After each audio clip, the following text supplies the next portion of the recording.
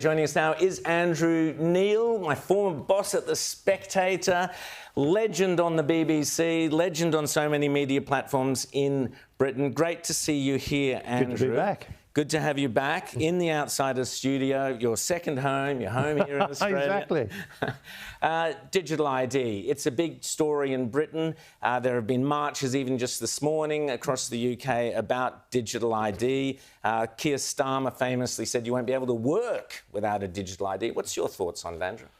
Well, I think it's a sign. Keir Starmer is now the most unpopular Prime Minister since records began. It's quite an achievement. Only President Macron is more unpopular as a democratic leader in the world.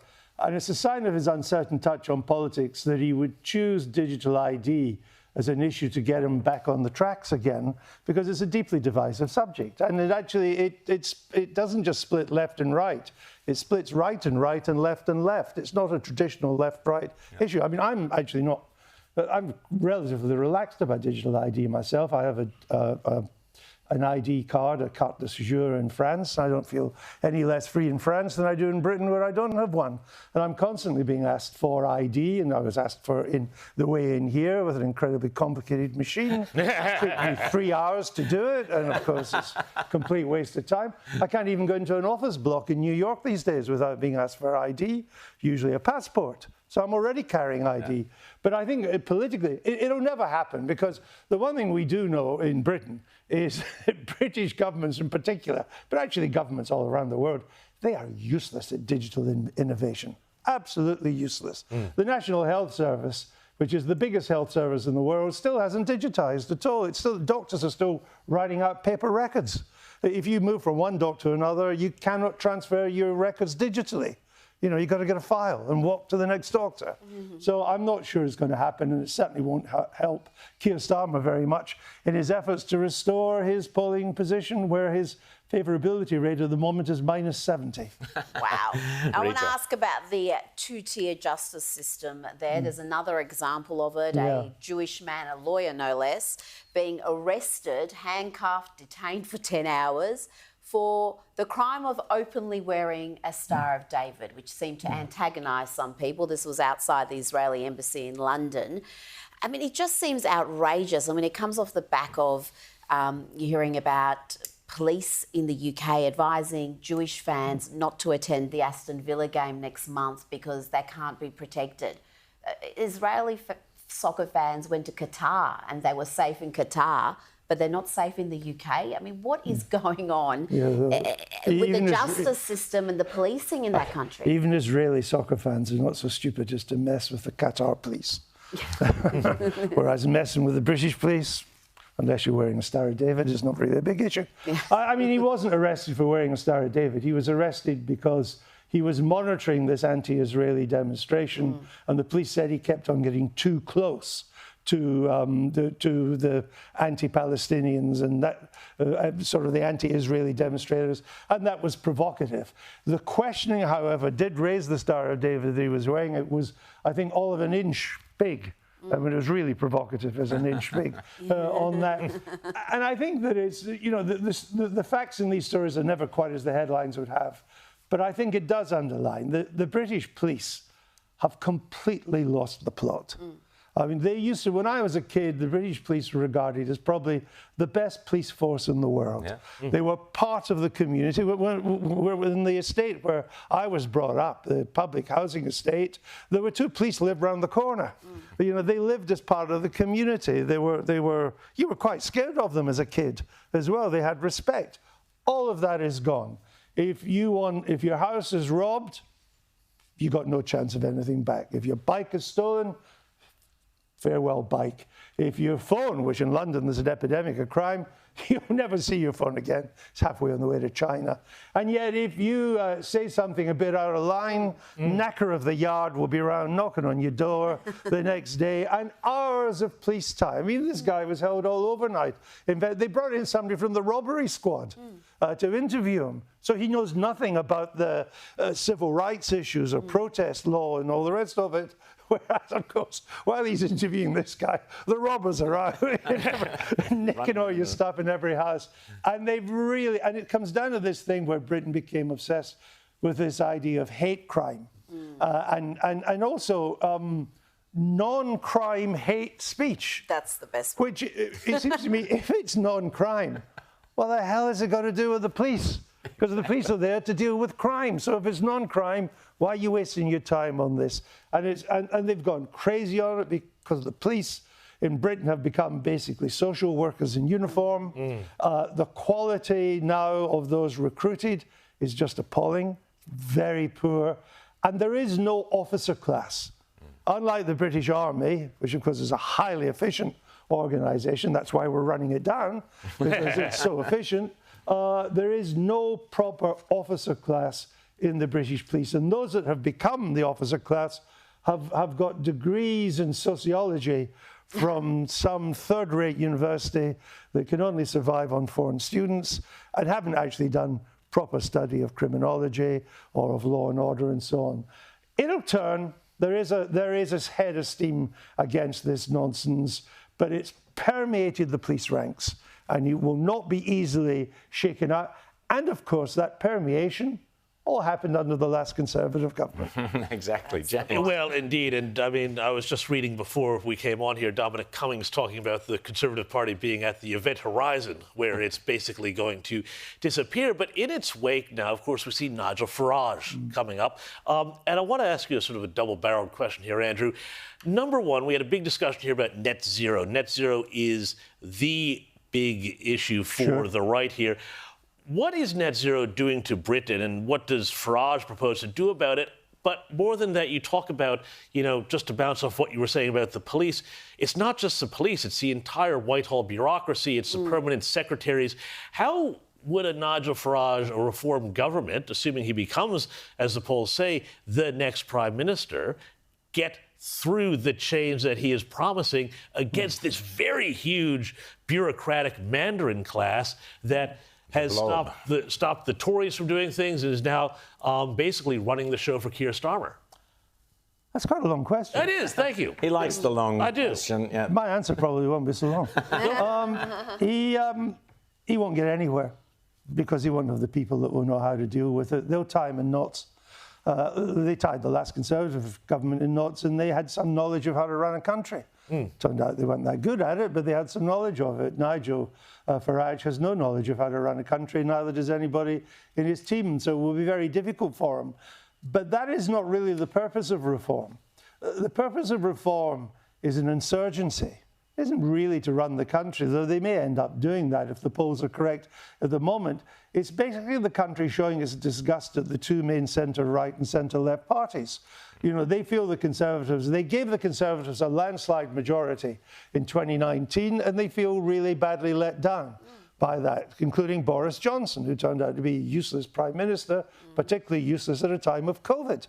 So they kicked them out, and by an even bigger landslide majority, they brought Labour in, and within 15 months, they've managed to lose all support that they had in the country. They're polling now at about 17%. That's unheard of. And it's basically, we're fed up. It's a pox on both your houses. It's the British people saying, we're not sure that Nigel Farage has all the right answers at all, but we know it really upsets you, Labour and Conservative, if we vote for you. And so if we vote for him, so we're probably going to vote for him. And it's a sign of the crisis in the British two-party system, Labour and Conservative, which have run Britain since the end of the Second World War, one after the other. Margaret Thatcher won her landslides in 83 and 87 with 44% of the vote. Tony Blair won his landslides, two of them, with 44% of the vote. Labour and Conservative between them can't even get 40% of the vote now. Wow. You're seeing the collapse of the mainstream parties in Britain. And you say to people, yeah, but, you know, Reform won't know how to run the country. You know, Nigel Farage is a transformative politician, but he's never run anything. People say, we don't care. We just don't want them running the country anymore. Let's blow it up and see what happens when the pieces come back down. And we say, well, that's a dangerous thing to blow things up. They say, yeah, but it can't be any worse than it is. And just to pick up on your net zero was a consensus of British party politics from the year 2008 onwards. It started under the Blair Labour government, when Ed Miliband was the Energy Secretary. We set the tough targets. The Conservatives continued, and lo and behold, in a fit of virtue signalling in 2017 or 18, it was under Theresa May, they toughened the targets. They made them even tougher to do. The consequences of that has been to give Britain the second most expensive domestic electricity in the world and the most expensive industrial electricity in the world, from which it has followed that our heavy industry is now hollowed out. All the heavy industry is leaving, and so what happens is, to try and keep it going, the government comes in with subsidies to keep it going. So having priced it out of the market on high electricity prices that we pay for, it comes in with our taxpayers' money and subsidises it. So the British people have just said, enough. Nigel Farage's reform has always been against it. The Conservatives have now come out against it, though for 14 years in power they were in favour of it. And even Labour is beginning to think, hey, if the choice is between pouring billions more into net zero, which will make an infinitesimal impact on CO2 emissions, versus defending the country, where we need a lot more money, let's defend the country. You ask me, where will more defence spending come from in Britain and or Australia? It comes from the money you were planning to spend on net zero. What is more important? Making an infinitesimal difference in CO2 emissions, and there are other ways you can cut it anyway without this big investment, moving to gas for one, moving to nuclear will be another. There's all sorts of ways you do it. Or defending the nation, our two nations, all the democratic nations, in an age when the autocrats are on the march. Well, I know what plain people want. They're not stupid. They want the defence of the realm first, before more of Ed Miliband's mad, expensive net. He's a zealot on these matters. And Australia, I have to say, at the risk of being an unkind guest, you're a bit behind the times on this. Net zero is collapsing all over the place. It's gone in America. It's going in Britain. No one in Germany talks about it. No one in France ever talked about it in the first place. No one in Italy cares about it. It's on the way out, because we are in greater danger than at any time since the end of the Cold War. And if there's any spare money around, we should be spending it on the defence of our countries, not on a net zero zealot's expensive dreams. So you mentioned, the Conservatives, and I'll just tell our By the way, my answer was a bit longer. No, it was a great answer. I apologise for that. He's really jealous. Answer. He doesn't normally get to speak for so long. He's really jealous. But you mentioned the Conservatives. Now, just for our viewers, many viewers will know this already, but both Boris Johnson and the Conservative leader, current Conservative leader in Britain, Kemi Badenoch, both worked for The Spectator, worked for you, as one as an editor, one on the digital side of things. So you're very familiar with both those individuals. Boris was a disaster on net zero. Tell us briefly about Kemi Badenoch and climate change. Well, you're right that Boris Johnson and Kemi Badenoch both worked for me. I didn't fire Kemi Badenoch. So that might tell you something. Kemi Badenoch is a decent person. She has a lot of the right instincts. She is of an immigrant family. She's typical of a lot of immigrant families in Britain. She's very proud to be British. Whereas you know someone's Britain if they're not proud to be British. So she's good. But and she's doing a lot of the right things. She had a very good speech at the Conservative conference a couple of weeks ago. She's trying to reposition the Conservatives into a better position they were in, to make them proper Conservatives for a start. She is a proper Conservative on these things. I think her problem is that the issue that the Conservatives in Britain face is beyond whoever leads the party. It's systemic. It is after 14 years. You see, everything people hear about Keir Starmer's Labour government, all the problems there, from net zero to mass migration out of control, to illegal immigration out of control, to the tax burden, to the size of the state, they all started under the Conservatives. Whereas Reform has a clean sheet, because it's never been in power.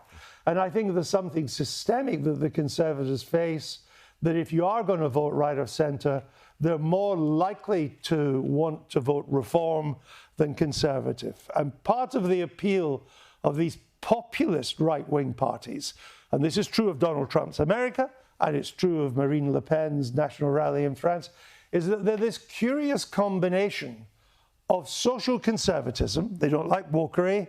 They stand for old-fashioned social conservative family values and so on. But they're on the left economically. They're not Thatcherite. They're not Reaganite. Protection. They're not even John Howardite. Yeah. They are much more for big government, protection. I mean, I see in this country even some conservatives even talking about restarting a car industry.